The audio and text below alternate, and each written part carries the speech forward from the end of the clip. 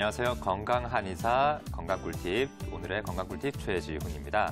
오늘은 난치성 통증에 대해서 다뤄볼 텐데요.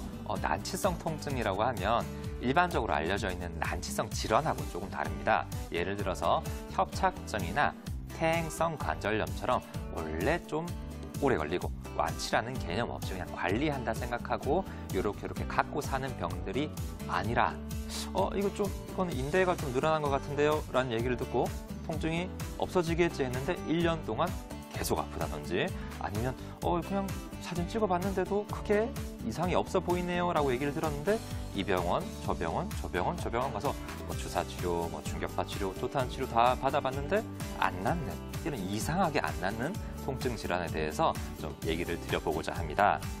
이 난치성 통증의 원인으로 제일 많이 이제 보게 되는 건요, 첫 번째 디스크입니다.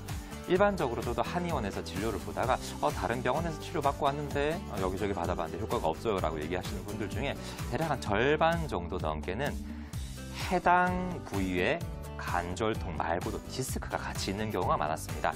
무슨 얘기냐 하면 예를 들어서 내가 발목이 아파서 왔어요 라고 얘기하시는 분 중에 발목 근데 MRI를 찍어봤는데도 이상이 없고 치료를 여기저기 받아봤는데도 이상이 없는데 허리 디스크가 있으신 분이셨습니다. 그런 경우는 허리에서 발목으로 내려가는 신경이 눌려서 사실 진짜 문제는 허리에 있는데 발목에만 그동안 치료를 받아오셨던 거예요. 그래서 발목은 내가 이상이 없는데 발목 치료만 계속 받다 보니까 질병이 낫지 않고 허리 치료를, 디스크 치료를 받으니까 발목이 같이 좋아지던 이런 경우도 많았고요. 또 아까 앞에서 목 디스크 얘기도 드렸었는데 어깨가 내가 아파서 왔는데 어깨 쪽에 부항도 뜨고 침도 뜨고 마사지도 받아보고 여러 가지 물리치료도 해봤는데 안 나았는데 목을 치료하니까 어깨가 좋아지는 이런 경우, 그러니까 디스크로 인해서 관절통으로 디스크가 내려가는 경우는 그 관절을 아무리 치료해도 잘 낫지 않습니다. 이런 경우는 척추, 목뼈라든지 허리뼈라든지 이런 부분에 문제를 찾아서 해당 관절이 아니라 척추 치료를 하면 그 밑에 관절이 좋아지는 경우가 제일 많았고요.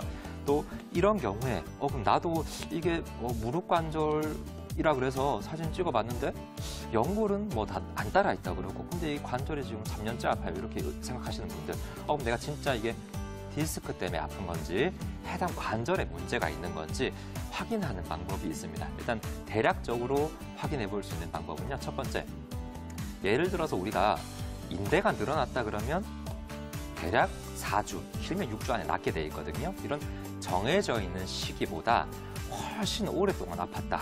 이상하게 이게 안 낫고 계속 아프다 이러시는 분들, 그리고 내가 여기서 치료도 받아보고 저기서 치료도 받아보고 이 발목 쪽에 온갖 도탄 치료는 다 받아봤는데 이상하게 안 낫는다 이런 경우, 그 다음 이 아픈 느낌이 예를 들어 인대가 늘어나게 되면 우리 염증이 생기거나 옥신옥신하게 아프잖아요. 근데 그런 느낌 말고 이상한 느낌, 시리다, 화끈거린다, 혹은 벌레가 스물스물 기어가는 것 같아요. 혹은 내 살 아닌 것 같아요. 이런 온갖 이상한 종류의 느낌들, 환자분들도 그렇게 얘기하세요. 이게 통증이 느낌이 좀 이상한데 뭐라고 얘기해야 될지 모르겠어요. 이런 이상한 느낌의 통증이 있는 경우, 그다음에 내가 실제로 무릎에 문제가 있어서 무릎이 아픈 거라 그러면요.